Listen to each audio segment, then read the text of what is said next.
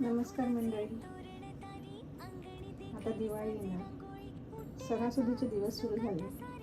त्यासाठी आपल्याला तांब्याचे भांडे लागतातच.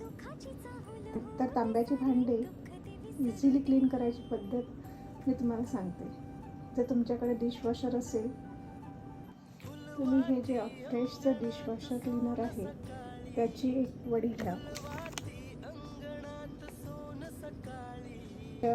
जेव्हा आपण भांडे डिशवॉशरला लावतो त्याच्या खाली पुट करा, त्याच्या खाली टाका आणि एक सायकल रन करा डिशवॉशरची आणि बघा तुमचं तांब्याचं भांडं कसं चकाकून निघतं.